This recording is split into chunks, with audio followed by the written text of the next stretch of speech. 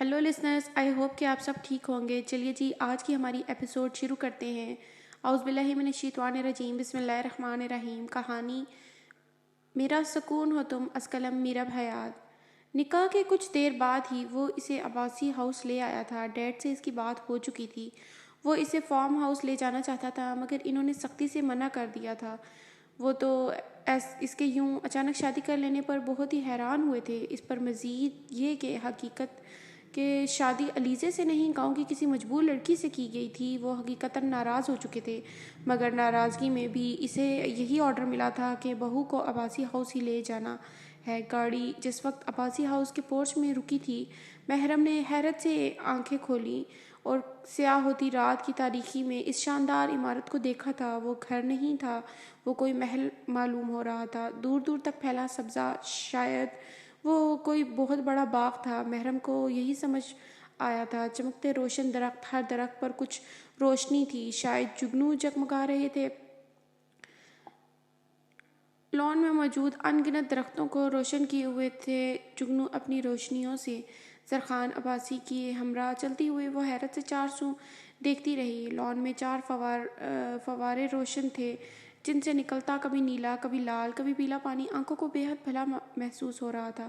اندرونی عمارت کے دروازے پر جا کر چار باوردی گارڈ موجود تھے۔ ان کے ہاتھوں میں موجود اسلحہ دیکھ کر وہ زرخان کے بالکل قریب ہو کر چلنے لگی۔ بڑی سی راہداری سے گزرنے کے بعد وہ دونوں ایک گول ہال نما کمرے میں جا پہنچے۔ اس ہال کے چاروں سروں پر سیکنڈ فلور کو جاتی سیڑھیاں تھیں۔ اس پورے ہال کی زمین کو مہرون کلر کی قالین سے ڈھانپ دیا گیا تھا۔ اس کا ہاتھ تھام کر وہ سیڑھیوں پر چڑھنے لگا۔ محرم خوفزدہ سی پلٹ کر اس ہال کو دیکھنے لگی، جس میں جانے کتنے صوفے، کتنے ہی ڈیکوریشن پیسز اور جانے کیا کیا رکھا ہوا تھا۔ ایک چیز جس نے اس کی توجہ کھینچی تھی، وہ ہال کے شروع میں ہی دیوار میں نصب ایک بہت بڑا شیشے کا باکس تھا، جس کے اندر ایک چھوٹے سے سمندر کا منظر تھا، رنگ برنگی مچھلیاں اور ہلکا ہلکا سبزہ۔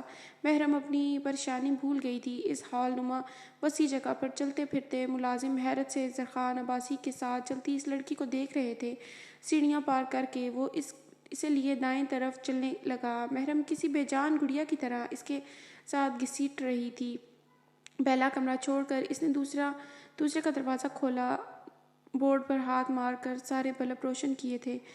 چھت میں نصب فانوس اور بلب ایک جھماکے سے روشن ہوئے تھے۔ محرم نے سختی سے زرخان کا ہاتھ دبوچ لیا۔ مجھے یہاں نہیں رہنا، مجھے میری ممی کے پاس لے جائیں پلیز، وہ ایک ہی سانس میں جلدی سے بولی تھی۔ زرخان نے کچھ حیرت سے اس کے خوفزدہ چہرے کو دیکھا تھا۔ ڈر کیوں رہی ہو؟ یہاں انسان ہی رہتے ہیں اور تم بھی اب یہیں رہو گی۔ اپنا ہاتھ آہستگی سے چھڑا کر وہ نرمی سے بولا۔ محرم نے لرزتی پلکیں اٹھا کر زرخان کی طرف دیکھنا چاہا۔ گھنی مونچھوں تلے دبے انابی لبوں سے اوپر اس کی نگاہ جانے سے پہلے ہی وہ پلٹ آئی تھی۔ تم یہیں رکو، میں ابھی آتا ہوں، کہہ کر وہ کمرے سے باہر نکل گیا۔ وہ اسے روکنا چاہتی تھی، مگر زبان تالو سے چپک گئی تھی۔ محرم نے پلٹ کر پورے کمرے کا جائزہ لیا۔ کمرہ کیا تھا؟ پورا ہال روم تھا۔ کمرے کے وسط میں جہازی سائز کا بیڈ تھا۔ اتنا بڑا تو ضرور تھا کہ ایک وقت میں 6 لوگ آرام سے اس پر سو سکتے تھے۔ بیڈ کی دونوں سائڈز پر ٹیبل لیمپس رکھے ہوئے تھے۔ اس کے علاوہ ایک ٹیبل پر شیشے کا جگ اور گلاس موجود تھا، جبکہ دوسری سائڈ والے پر امپورٹڈ ڈیکوریشن پیسز رکھے ہوئے تھے۔ ڈارک براؤن کلر کے صوفے سیٹ، جن کے درمیان میں براؤن شیشے کی چمکتی ٹیبل رکھی ہوئی تھی۔ اس ٹیبل کے بیچوں بیچ تازہ پھولوں کی ٹوکری پڑی تھی۔ ڈارک براؤن کلر کی ہی دیواریں، الماری جس کی چمکتی لکڑی یقیناً عمدہ تھی۔ بیڈ کے دائیں طرف جدید ڈیکوریشن پیسز ٹیبل پر سجا کر رکھے گئے تھے۔ دیوار پر پڑے لائٹ کریم شیڈ کے کلر کے پردے آنکھوں کو بے حد بھلے لگ رہے تھے۔ محرم نے گھبرا کر نگاہ جھکا لی۔ نگاہ جھکانے پر نگاہ نرم قالین پر پڑی تھی۔ Light cream and dark brown colour کی قالین پورے کمرے کے فرش کو ڈھانپے ہوئے تھی۔ اسے اس قدر लग्जरियस रूम से वहशत होने लगी थी। इसे तो ड्रामों में भी कभी ऐसा महल नुमा घर नहीं देखा था। महरम को शायद शिद्दत से अपना 2 कमरे का छोटा सा घर याद आया था। आंख फिर से भर आई थी। इसने मुड़कर दरवाजे की तरफ देखा था। जरखान को गए हुए 10 मिनट से ज़्यादा हो चुका था, मगर वो अभी तक वापस नहीं आया था। महरम ने टाइम देखने के लिए निगाह दौड़ाई। मुख्तलिफ सिंदरियों के बीच दीवार पर नस्ब डार्क ब्राउन कलर की घड़ी रात के 8 बजा रही थी। महरम ने एक बार फिर दरवाजे की तरफ देखा। वो अभी तक नहीं वहीं खड़ी थी जहां इसे रुकने का कहकर जरखान बाहर चला गया था। जब मज़ीद 10 मिनट गुजर गए तो वो सहज सहज कर कदम उठाते कमरे के दाएं तरफ वाली दीवार की तरफ आई, जहां भारी पर्दे छत से आते हुए ज़मीन पर बिछे कालीन को छू रहे थे। बहुत आहिस्तगी से वो पर्दा हटाकर इसने देखना चाहा कि वहाँ क्या है। सामने ही लॉन का मंजर था और लॉन के आखिर में वक्फे वक्फे से जुगनू से रोशन थे। आंखें सुकड़ कर देखने पर इसे अंदाज़ा हुआ कि वो रोशनियां घरों की खिड़कियों से आ रही हैं। यकीनन मुलाजमीन के क्वार्टर थे। महरम ने शीशे की इस दीवार को होले से छुआ था। पर्दा हटाकर इसने अंत तक देखा था। वो ग्लास वॉल ही थी। जो लॉन इसके सामने था वो वैसा नहीं था जो यहाँ आते वक्त इसने देखा था। ये तो कोई और ही लॉन था। महरम का दिल घबराने लगा था। जाने कितना बड़ा घर है था। अकेले उस घर में रहने के तसव्वुर से ही इसके हाथ पांव ठंडे हो रहे थे। उसने फौरन पर्दा खींचकर बराबर किया था और खुद बेड की पाँव वाली साइड पे 2 कदम आगे रखे सोफे नुमा टेबल पर बैठ गई। मम्मी, ये आपने मुझे कहाँ फंसा दिया है? 2 आंसू बहुत तेज़ी से रुखसारों पर फिसले थे। इसे कुछ देर पहले ही का मंजर याद आया। लेकिन जरखान सर तो आपके बेटे हैं मम्मी। मैं भी तो आपकी बेटी हूँ। हम दोनों तो बहन भाई हुए ना। हम दोनों की शादी कैसे हो सकती है? इनकी बात सुनकर इसने फट जवाब पेश किया था। महरम, तुम जानती हो कि तुम मेरी सगी बेटी नहीं हो मेरी जान। इन्होंने नरमी से इसका गाल छुआ। हाँ, मगर मुझ में भी आपका खून तो है ना। इसने समझदारी का मुजाहरा किया। हाँ है, मगर जरखान में जिसका खून है वो मेरी रगों में खून बनकर गर्दिश करता है। महरम, इन्होंने खोए खोए लहजे में जवाब दिया। क्या मतलब? इनकी बात महरम की छोटी सी समझ में से बाहर थी। मतलब ये कि तुम्हारी और जरखान की शादी हो सकती है मेरी जान। इन्होंने नरमी से कहा। मगर मैं अभी छोटी हूँ मम्मी, प्लीज़ मेरी शादी मत करें। इसने फातिमा से इल्तिजा की थी। क्यों, क्या तुमने अपनी गुड़िया की शादी नहीं की थी? फातिमा ने मुस्कुराते हुए पूछा। हाँ, मगर वो तो मेरी गुड़िया थी ना। महरम ने जैसे इनकी अक्ल पर मातम किया था। तुम भी तो मेरी गुड़िया हो। इनके पास भी जवाब मौजूद था। मगर मेरे लिए जो गुटा आपने ढूंढा है वो मुझे तो इससे बहुत डर लगता है मम्मी। कहते हुए इसने आवाज़ धीमी कर ली थी, क्योंकि जरखान इससे फासले पर तात बख्श के साथ महवे गुफ्तगू था। शुरू में सबको ही डर लगता है मेरी जान। तुम्हारी गुड़िया भी तो कितनी बार गुड्डे से रूठ कर तुम्हारे पास आई थी ना। वो इसे नरमी से कायल करने की कोशिश कर रही थी। मगर मम्मी, मैं तो अभी बच्ची हूँ, अभी बहुत छोटी हूँ। कहते हुए इसकी आंखों में नमी आ गई थी। लेकिन तुम्हारा गुड्डा तो बड़ा है ना। वो हर सूरत इसे मना लेना चाहती थी। एक तो आज आपकी बातें मुझे बिल्कुल समझ में नहीं आ रही मम्मी, वो खफकी से बोली। हाँ, क्योंकि तुम ना समझ हो। वो हंस पड़ी। ओके, मैं एक शर्त पर शादी करूँगी, इसने संजीदगी से कहा। शादी तो जैसे गुड़िया गुड्डे का खेल ही था इसके लिए। इसने बड़े आराम से बोला। मैं सारा दिन आपके पास रहूँगी और रात को भी जरखान के साथ तब जाया करूँगी जब आप सो जाया करेंगी, चाहे रात के 12 ही क्यों ना बज रहे हों। वो मुकम्मल तौर पर संजीदा थी। ओके डन, मैं कल से 7 बजे ही सो जाया करूँगी ताकि तुम्हें रात 12 बजे तक का इंतज़ार ना करना पड़े।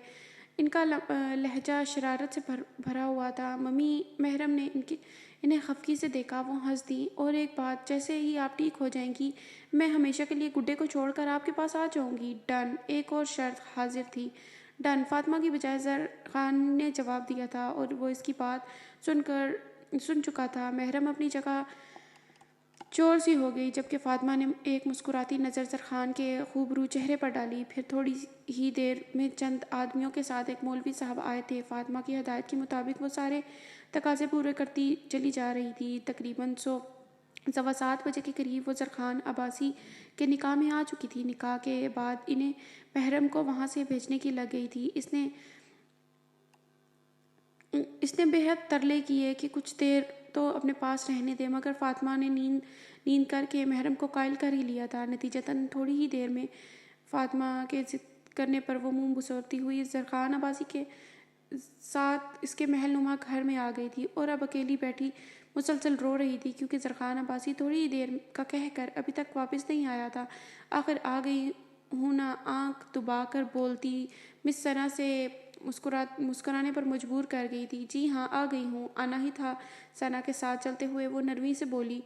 होटल की सजावट लाजवाब थी। तकरीबन सारा स्टाफ ही वहाँ मौजूद था, जबकि स्टाफ के अलावा आधा शहर शहबाज हसन ने इनवाइट किया हुआ था। इतने लोगों की मौजूदगी में वो पजल सी हो रही थी। चुपचाप एक चेयर संभाल कर बैठ गई थी। दफातन इसकी निगाह शाह पर पड़ी थी। ब्लैक डिनर सूट में मुबलूस वो बेहद वजीहा लग रहा था। सबकी आंखों का मरकज़ वो शख्स इसके दिल के सिंहासन पर बड़ी शान से विराजमान था। दिल का दर्द बढ़ रहा था। इसकी बीवी के बारे में सोचकर ही जिमल का दिल सिकुड़ने लगा था। निगाह झुकाकर वो नाखूनों पर लगी क्यूटिक्स को खुरचने लगी थी। आंखें नम हो रही थी। टेबल पर रखे टिश्यू बॉक्स से टिश्यू निकालकर इसने भीगी पलकों को साफ किया। यहाँ क्यों बैठी हो, चलो, केक कटने वाला है, वहाँ स्टेज के पास चलते हैं। इसके सर पर खड़ी सना तेज़ तेज़ बोल रही थी। नहीं, मैं यहीं ठीक हूँ, आप मुझे यहीं रहने दें प्लीज़। निकाह चुराते हुए वो बामुश्किल मुस्कुराई थी। व्हाट्स रॉन्ग विद यू जिमल, एक तो तुम इतना लेट आई हो, दूसरा ये कि तुम सर से ही नहीं मिली, और तीसरा यहाँ छुप कर बैठ गई हो, और तो और अब वहाँ स्टेज के पास भी जाने को तैयार नहीं हो। मैडम, क्या चक्कर है? ये गिफ्ट जो साथ लाई हो वापस लेकर जाने का इरादा है क्या? वो बोलना शुरू हुई तो नॉन स्टॉप बोलती ही चली गई। मेरे सर में दर्द हो रहा है, इसलिए मैं यहाँ एक तरफ आकर बैठ गई। सना की पुश्त से पर उभरते चेहरे को देखकर इसकी चलती जुबान को ब्रेक लगी थी। मुकाबिल की आंखों में शौक का एक जहान आबाद था। लबों पर दिलनशी मुस्कुराहट सजाए वो जिमल के सते हुए चेहरे को देख रहा था। Is everything all right miss जिमल, वो बहुत नरमी से पूछ रहा था। जिमल घबरा कर फ़ौरन अपनी सीट से खड़ी हुई थी। सना फ़ौरन वहाँ से खिसक गई। अस्सलाम वालेकुम सर। जब कुछ समझ ना आई तो इसने फट से सलाम झाड़ा। वालेकुम अस्सलाम। अभी मैंने कुछ सुना है, आपके सर में दर्द है शायद? वह संजीदगी से पूछ रहा था। जी हो रहा है, होंठों पर जुबान फेरते हुए वो निगाहें चुरा कर बोली। शहबाज हसन की बोलती निगाहें इसके चेहरे पर गुलाल बिखेर रही थी।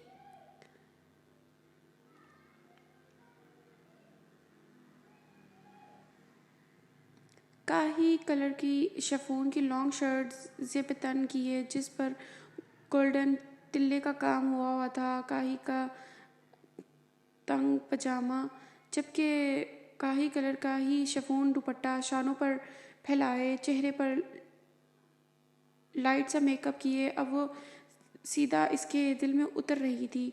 लाइट गोल्डन सिल्की बाल ऊंची पोनी में मुकी थे, जबकि चेहरे के अतराफ में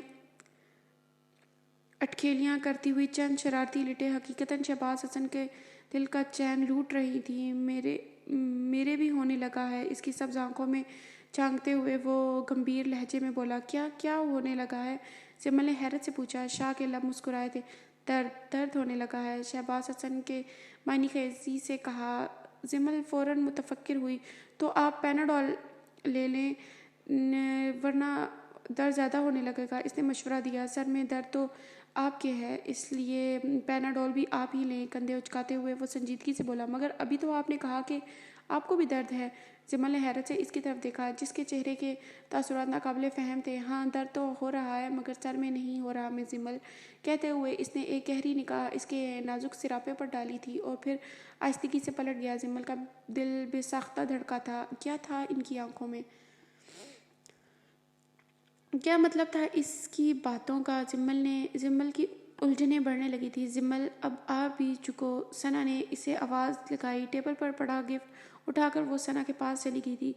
भरपूर तालियों की गूंज में शहबाज हसन का बेटा केक काट रहा था, जबकि इसके पास खड़ा वो तालियां बजाता शख्स जिम्मल के زمل نے باغور اسے دیکھا، کس قدر عزیز ہو چکا تھا اسے یہ شخص۔ زمل نے نم آنکھوں سے اس کا مسکراتا چہرہ دیکھا تھا۔ وہ ارد گرد سے بے خبر شاہ کو دیکھ ہی رہی تھی کہ جب اس کی نگاہ کی تپش محسوس کر کے شہباز کی نظر بھی زمل پر پڑی تھی۔ نظروں کا تعصب بڑا دلفریب تھا۔ زمل نے فوراً نگاہ چرا لی، جبکہ شہباز حسن کے لبوں پر اس کی اس حرکت کے باعث تبسم بکھر گیا۔ دفعتاً اسے شہباز حسن کی بیوی کی غیر موجودگی کا احساس ہوا تھا۔ اس نے ثنا کو ٹھیلا مارا اور یہاں کیا ہے؟ ثنا نے آہستگی سے پوچھا۔ سر کی وائف نظر نہیں آ رہی؟ زمل نے دبے دبے لہجے میں پوچھا۔ ہوں گی تو نظر آئیں گی نا، کہہ کر ثنا نے بھی کہکا لگایا۔ زمل کی ہارٹ بیٹ مس ہوئی تھی۔ کیا مطلب؟ دل میں خوش گمانی جنم لینے لگی۔ سارے مطلب ابھی پوچھو گی کیا؟ پارٹی انجوائے کر لو، بعد میں بتاؤں گی، ثنا نے بیزاری سے کہا۔ آپ ابھی بتا دینا ورنہ مجھے تجسس رہے گا۔ زمل کے لہجے میں حتی المکان سادہ رکھا تھا۔ او یار، سر کی وائف سر کو چھوڑ کر جا چکی ہے، ثنا نے اس کے کان میں گھس کر کہا۔ کب؟ زمل کے دل کی حالت غیر ہو رہی تھی۔ تم بھی سب ابھی پوچھو گی؟ چھوڑو نا، کیک کا پیس منہ میں رکھتے ہوئے وہ جھنجھلا کر بولی۔ زمل نے اس کی حالت پر اپنی ہنسی کنٹرول کی۔ اچھا بتائیں تو صحیح، زمل نے ہنستے ہوئے کہا۔ اوئے ہوئے، کیا تم سر پر ٹرائی کرنے کا تو نہیں سوچ رہی؟ کیک کی خالی پلیٹ ٹیبل پر رکھتے ہوئے وہ اپنی آنکھیں سکڑ کر پوچھ رہی تھی۔ ایک پل کو زمل کا رنگ فک ہوا تھا، پھر دوسرے ہی پل اس نے خود کو کمپوز کیا اور مسکرائی۔ ایسی کوئی بات نہیں ہے، میں ویسے ہی پوچھ رہی ہوں، زمل نے کندھے اچکاتے ہوئے کہا۔ ہاں ہاں، سوچنا بھی مت ورنہ عزت افزائی کر دیں گے تمہاری۔ اچھا، تمہیں مزے کی ایک بات بتاؤں، جب میں نے سر کا آفس جوائن کیا تھا تو سچی سر مجھے بہت ہینڈسم لگے تھے۔ ہینڈسم تو خیر اب بھی بہت ہیں، مگر تب میرے سر پر سر کا بھوت چڑھ گیا تھا۔ بس پھر کیا میں نے فل ٹائم ٹرائی کیا، مگر ثنا نے بیچارہ سا منہ بنا لیا، مگر میری دال بالکل نہیں گلی اور سر تو جیسے مرچیں چبا کر ہی آفس میں آتے تھے۔ بس پھر 1.5 سال پہلے ہی میری منگنی ہو گئی اور سر کا بھوت چپ چاپ شرافت سے اتر گیا، کہہ کر وہ خود ہی ہنسنے لگی۔ زمل کی مسکراہٹ بھی گہری ہوئی تھی۔ آپ سر کی وائف کے بارے میں کچھ بتانے والی تھی؟ زمل کی سوئی وہیں اٹکی تھی۔ ثنا نے ٹیڑھی نظروں سے اس کی طرف دیکھا۔ آر یو شور کہ تمہاری ٹرائی کرنے کا کوئی ارادہ نہیں ہے؟ ثنا مصنوعی غصے سے پوچھ رہی تھی۔ یس آئی ایم شور، زمل نے ہنستے ہوئے کہا۔ اوکے، تو پھر سن لو وہی جو میں نے سب سے سنا ہے، اور میں نے یہ سنا ہے کہ جب سر مونی بہت چھوٹے تھے تب سر کی وائف نے زبردستی سے طلاق لے لی تھی، مگر کیوں؟ زمل کو حقیقتاً افسوس ہوا تھا۔ یہ مجھے نہیں پتا۔ ریشین سیلڈ کا بھرا ہوا چمچ اس نے منہ میں ٹھوستے ہوئے وہ آرام سے بولی تھی۔ کچھ تو پتا ہی ہوگا، زمل نے منہ سے نکل گیا۔ ثنا نے اسے گھورا۔ تم اب مجھے کھانے دو گی یا نہیں؟ وہ چڑ گئی۔ سوری، زمل نے فوراً معافی مانگی اور وہاں سے کھسکنے کی وہ غصے میں آ کر بھری ہوئی پلیٹ اس کے سر پر ہی نہ خالی کر دے، یہ سوچ کر زمل وہاں سے فوراً نکل گئی۔ ہنستے ہوئے وہ وہاں سے ہٹ گئی اور چہرے پر جھولتی لٹوں کو کانوں کے پیچھے کرتے ہوئے وہ ناک کی سیدھ میں چل رہی تھی کہ سامنے سے آتے شہباز حسن سے ٹکرا گئی۔ زمل نے بوکھلا کر سامنے دیکھا۔ I am extremely sorry sir, میں نے آپ کو آتے ہوئے نہیں دیکھا تھا۔ وہ شرمندہ سے معذرت کر رہی تھی۔ شہباز حسن نے نچلا لب دانتوں میں دبا لیا، گھبرایا یہ روپ دیکھ کر۔ اٹس اوکے، اس نے نرمی سے کہا، میں آپ سے ہی اجازت لینے آ رہی تھی، کافی ٹائم ہو گیا ہے، میں اب چلتی ہوں۔ وہ سوالیہ نظروں سے اس کی طرف دیکھ رہی تھی۔ اور اگر میں کہوں کہ ابھی تو تھوڑا ہی وقت گزرا ہے تو؟ شاہ نے پھر سے معنی خیز بات کی جو زمل کی سمجھ میں نہ آئی کہ کیا جواب دے۔ مطلب ہمیشہ کی طرح ایک ہی سوال تھا۔ مطلب یہ کہ ابھی آپ کو آئے ہوئے کتنی دیر ہوئی ہے مس زمل، جو آپ کو جانے کی جلدی پڑ گئی ہے؟ وہ شکوہ کر رہا تھا، انداز بہت دوستانہ تھا۔ زمل کی دھڑکنیں بے ہنگم ہونے لگی تھی۔ نہیں، ٹائم تو بہت ہو گیا ہے، اب مجھے چلنا چاہیے، زمل نے کہا جھکائے ممنائی۔ مس زمل، وہ نرمی سے بولا۔ جی؟ زمل نے سوالیہ نظروں سے اس کی جانب دیکھا۔ کیا میں آپ کو کہہ سکتا ہوں کہ آج آپ بہت اچھی لگ رہی ہیں؟ اس کا انداز شائستہ تھا، مگر اس کی جگمگ کرتی آنکھیں زمل کے دل کی دنیا تہہ و بالا کر گئی تھی۔ اس کے لبوں پر ایک بے ساختہ مسکراہٹ در آئی۔ آپ کہہ سکتے ہیں، کہتے ہوئے اس کے لب کا ہونٹوں کی مسکراہٹ گہری ہوئی تھی۔ اس کے مسکرانے پر شہباز حسن بھی کھل کر مسکرایا تو تم یہاں کیا کر رہے ہو؟ وہ جیسے ہی ہوش میں آئی تھی اسے روم میں دیکھ کر وہ پوچھ بیٹھی تھی۔ سرخان ان کے سوال پر ہولے سے مسکرایا۔ آپ کے ڈاکٹر سے ملنے آیا تھا، کچھ ٹیسٹ کروانا چاہ رہے تھے ڈاکٹرز۔ 40% چانسز ہیں کچھ بہتری ہو جائے گی۔ اس نے جھوٹ سچ ملا کر اسے جواب دیا تھا۔ کب سے یہاں ہو؟ فاطمہ نے فکر مندی سے پوچھا۔ تقریباً 9 بجے کے قریب آیا تھا۔ کیوں خیریت؟ میرا یہاں موجودگی سے آپ کچھ پریشان سی لگ رہی ہیں۔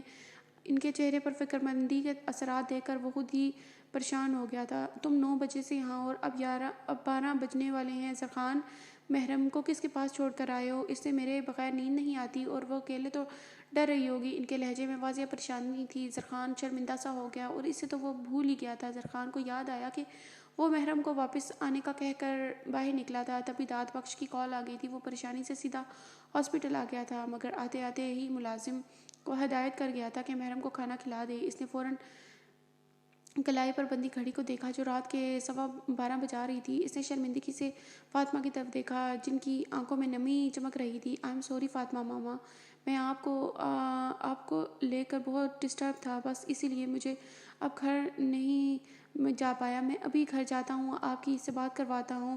یو ڈونٹ وری پلیز، وہ سنجیدگی سے بولا۔ وہ بہت چھوٹی ہے سرخان، تنہائیوں کی عادی نہیں ہے، وہ بہت معصوم ہے میری محرم۔ اب تک تو وہ رو رو کر خود کو ہلکان کر چکی ہوگی۔ تم جلدی جاؤ، بس چلے جاؤ، جلدی کرو، وہ بےتابی سے بول رہی تھی۔ سرخان اسبات میں سر ہلاتا زراعت سے پلٹا تھا اور وہاں سے نکلتا چلا گیا۔ داد بخش کو وہ ان کے پاس ہی چھوڑ آیا تھا۔ انتہائی ریش ڈرائیونگ کرتے ہوئے وہ 45 منٹ میں ہی گھر پہنچ گیا تھا۔ کسی ملازم کو اس کے پاس رکنے کی ہدایت کر کے کیوں نہیں آیا؟ وہ دل میں ہی پچھتا رہا تھا۔ اسے واقعی اس معصوم لڑکی سے کی فکر ہونے لگی تھی۔ وہ تو ایک سخت نگاہ سے بھی سہم جاتی تھی اور اب تو وہ اس کو کافی گھنٹوں سے اکیلا چھوڑ کر آیا ہوا تھا۔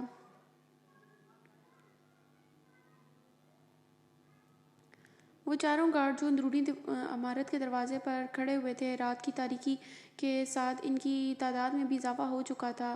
کل 8 وردی گارڈز پورے لان میں چکر لگا رہے تھے۔ 4 بل ڈاگز اپنی لال سرخ زبانیں لٹکائے یہاں سے وہاں کھلے عام پھر رہے تھے۔ لان پار کر کے وہ اندر داخل ہوا تھا۔ تیزی سے سیڑھیاں پھلانگتا وہ اپنے بیڈ روم کے دروازے تک پہنچا تھا۔ اسے ایک جھٹکے سے ہینڈل گھما کر اندر داخل ہو گیا۔ کمرہ مدھم سا روشن تھا۔ اس کی پہلی نظر بیڈ پر پڑی تھی جس کی بے شگن چادر اس کا منہ چڑھا رہی تھی۔ خالی پڑا کمرہ حقیقتاً اس کے اوزان خطا کر گیا تھا۔ سرخان نے دوبارہ پورے کمرے میں نگاہ دوڑائی، وہ کہیں نہیں تھی، کہیں بھی نہیں۔ وہ سرعت سے واش روم کی طرف بڑھا تھا مگر واش روم میں بھی خالی تھا۔ اس بات کی دلیل دے رہا تھا کہ وہ وہاں بھی نہیں ہے۔ سرخان نے آخری امید کے طور پر ڈریسنگ روم میں جھانکا مگر وہاں بھی کوئی نہیں تھا۔ سرخان کا دل ٹوٹنے لگا۔ اس نے پریشانی سے اپنی پیشانی مسلی تھی۔ اتنا تو طے تھا کہ وہ گھر سے باہر نہیں جا سکتی، مگر اتنے بڑے گھر میں اسے ڈھونڈنے کے لیے اسے ملازموں کی مدد درکار تھی۔ وہ سارے ملازم یقیناً اپنے کوارٹرز میں جا چکے تھے، سو یہ کام بھی ابھی اسے اکیلے ہی کرنا پڑتا۔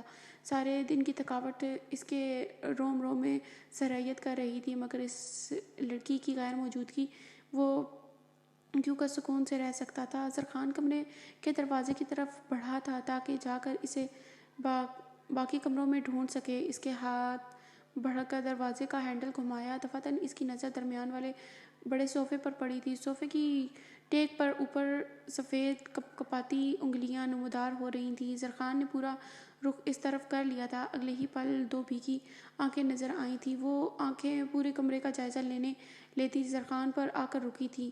سرخان کو اپنی جانب دیکھتا پا کر وہ تیزی سے نیچے ہو کر چھپ گئی۔ دل بہت تیزی سے دھک کر رہا تھا جبکہ اس کو دیکھ کر سرخان کے اندر تک سکون اتر آیا۔ دھیمی چال چلتا ہوا وہ صوفے کی طرف آیا تھا اور گھوم کر اس کے سامنے پنجوں کے بل بیٹھا اور وہ صوفے کی پشت میں منہ گھسائے رو رہی تھی۔ ہنی، سرخان نے اسے نرمی سے پکارا تھا۔ محرم نے آنکھ کھول کر اپنے قریب بیٹھے سرخان عباسی کو دیکھا۔ اس کی سرخ آنکھیں دیکھ کر وہ خوفزدہ ہو کر فوراً پیچھے کھسکی۔ سرخان مزید قریب ہوا۔ محرم کی جان میں پر بننے لگی۔ روئی روئی سوجی ہوئی آنکھیں پوری سے زیادہ کھول کر اس نے اپنے حد سے زیادہ قریب زرخان کا وجیہ چہرہ دیکھا۔ نام کیا ہے تمہارا؟ وہ آج صبح سے بارہا اس کا نام سن چکا تھا، مگر اس سے پھر بھی محرم کو محرم میں کنفیوژن تھی۔ اس کے نرمی سے پوچھے گئے سوال پر محرم حیران نظروں سے اس کی طرف دیکھنے لگی۔ کیا نام ہے تمہارا؟ اس نے دوبارہ اپنا سوال دہرایا تھا۔ اس کی حد سے زیادہ سوجی آنکھیں اور سرخ چہرہ بہت سا رو چکنے کی وجہ سے بہت زیادہ سوجا ہوا تھا۔ گلاب کی پنکھڑیاں جیسے نازک لبوں کا کٹاؤ بھی سوج چکا تھا۔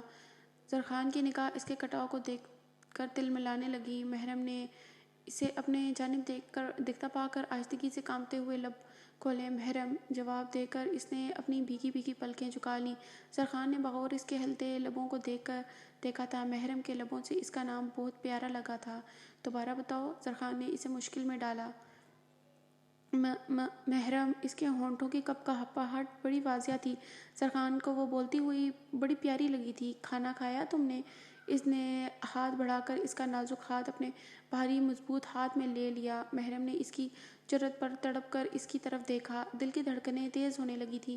میں پوچھ رہا ہوں، کچھ کھانا کھایا تھا؟ اس کا لہجہ نرم تھا۔ محرم نے فوراً اسپات میں سر ہلا دیا۔ تمہیں میں نے رونے سے منع کیا تھا نا؟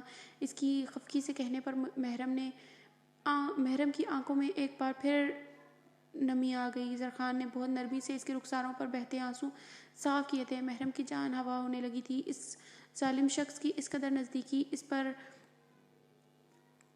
بہت گہرا اثر ڈال رہی تھی۔ ہونٹوں کی لرزش پر قابو پانے کو اس نے سختی سے نچلا ہونٹ دانتوں میں دبا لیا تھا۔ زرخان کے ہاتھ میں موجود اس کا ہاتھ کঁپا اٹھا تھا۔ اس کے ہاتھ کی لرزش محسوس کر کے زرخان نے بہت آہستگی سے اس کا ہاتھ چھوڑ دیا تھا اور ذرا سا دور ہوا تھا۔ محرم کی جان میں جان آئی۔ روئی کیوں تھی؟ ایک اور سوال کیا گیا۔ مجھے اس بڑے کمرے میں بہت ڈر لگ رہا تھا۔ وہ گھٹنوں میں سر دیے پھر سے رونے لگی تھی۔ زرخان پریشان سا ہو گیا۔ محرم، ادھر دیکھو ہنی، پکا پرومس، آج کے بعد تمہیں کبھی اکیلا نہیں چھوڑوں گا۔ چلو اٹھو، شاباش۔ اس کا چہرہ اونچا کر کے زرخان نے اسے بچوں کی طرح پچکارا۔ اس کے نرم لہجے پر حیران ہوتی وہ آنسو صاف کرتے ہوئے کھڑی ہو گئی۔ وہ اس کا ہاتھ تھامے بیڈ پر لے آیا تھا۔ یہاں لیٹ جاؤ اور سونے کی کوشش کرو، صبح پھر فاطمہ ماما سے بھی ملنے جانا ہے نا؟ زرخان نے نرمی سے پوچھا تھا۔ اس نے جھٹ اسپات میں گردن ہلائی تھی۔ چلو پھر لیٹو۔ زرخان کے کہنے پر وہ فوراً لیٹ گئی تھی۔ بستر بے حد نرم اور آرام دہ تھا۔ زرخان نے بخش کا نمبر ڈائل کیا، پھر فاطمہ کو مطمئن کر کے روم میں واپس آیا تھا۔ وہ آنکھیں بند کیے شاید سو چکی تھی۔ زرخان نے سلیپنگ ڈریس نکالا اور چینج کر کے وہ بھی بیڈ پر آ کر لیٹ گیا۔ دوسرے کونے پر لیٹی وہ شاید محو خواب تھی، مگر کمرے میں پھیلی نائٹ بلب کی روشنی میں زرخان کو تو یہی لگا تھا۔ اس نے اس کی طرف سے کروٹ بدل لی۔ اسے لگا جیسے وہ جاگ رہی ہے، مگر وہ رخ موڑے لیٹا رہا۔ چلیے جی، آج کی ہماری ایپیسوڈ یہیں تک تھی۔ چلیں ملیں گے کل ایک نیکسٹ ایپیسوڈ کے ساتھ انشاءاللہ۔ اللہ حافظ۔